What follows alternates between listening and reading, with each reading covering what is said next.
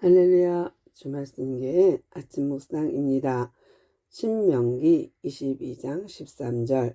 누구든지 아내를 맞이하여 그에게 들어간 후에 그를 미워하여.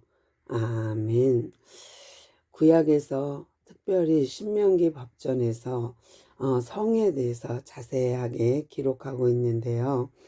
아내를 맞이했어요. 지금같이 연애를 몇 년 하고 또 보고 다 느낄 거 느끼고 이런 게 아니라 그냥 성인이 되면 부모가 정해주는 곳에 결혼을 해야 하니 남자 쪽에서 생각보다 마음에 안 들어. 그래서 점점점 미워해서 트집을 잡는 거예요. 누명을 씌워서 그가 내가 결혼해보니까 처녀가 아니군요. 그래서 혼전 순결이 없군요. 그래서 나는 이혼하겠습니다. 그러면요. 이것에 대한 증명을 하지 못하면 이혼당하면 그 당시에는요. 여자들이 할 일이 없어요. 그냥 정말 거지가 되거나 정말 죽을 수밖에 없는, 지금은 우리가 여인들에게 여자들에게 여러 가지 일이 많죠. 오히려 우월하게 탁월하기도 하거든요. 대통령도 나오고요. 그런데 이 당시에는 그렇지 않아요. 이혼당한 여자는 정말 할 수가 있는 게 없어요. 결국은 창기가 되거나 그럴 수밖에 없거든요. 그래서 이것을 법적으로 금하고 있습니다. 그래서 하나님께서 신명기 법전에 어떻게 말하냐면 그 처녀임을 증명하면 그는 버릴 수 없는 아내가 되어요. 그리고 그에게는 오히려 아버지에게 장인에게 은 100세겔을 줘야 돼요. 그러니까 보통은 50세겔을 주도록 돼 있거든요. 배상할 때. 그런데 여기는 은 100세겔을 줘야 돼요. 그 정도로 누명을 씌울 경우 가중 처벌받게 되는 것을 보게 됩니다.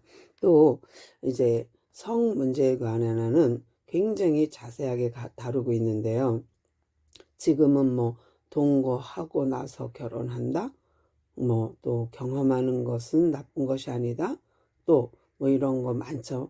혼수, 이런 임신은, 손전 임신은 혼수다. 이럴 정도로 지금은 개념, 성에 대한 개념, 순결 이런 거 얘기하면 웃겨 이럴 정도로 아주 다르게, 시대마다 다르게 느껴지는데요. 요즘은 매스컴에서도 공공연하게 성에 대해 자유를 얘기하기도 합니다.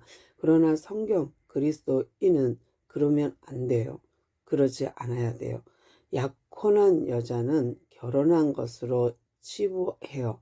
그래서 약혼한 여자가 어쩌지 하다가 강간을 당했다. 그러면 이거에 대한 법도 있어요. 들판에서 그러면 소리 질러도 도울 수 없고 도움을 받을 수 없으니 여자에게는 죄가 없어요. 남자에게는 있어요.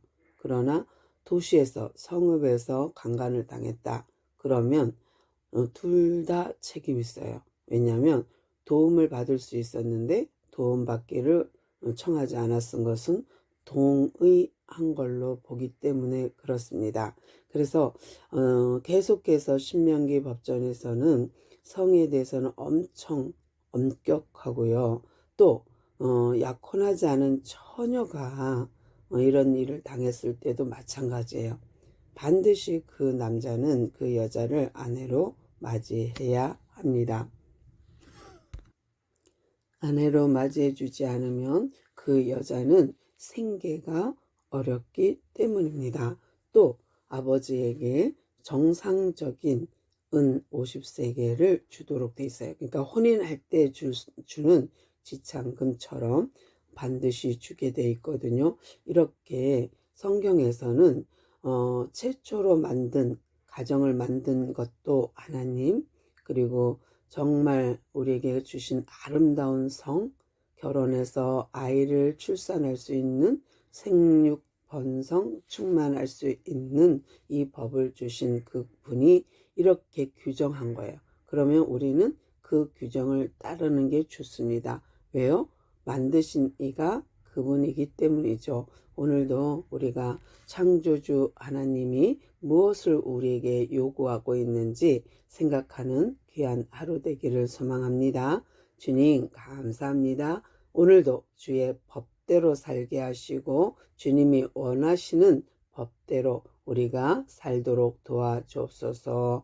우리가 법을 잘 지켜서 준수함으로 진리 안에서 자유하듯 법 안에서 자유하게 하옵소서. 함께 하시니 감사하며 예수님의 이름으로 간절히 기도드렸나이다.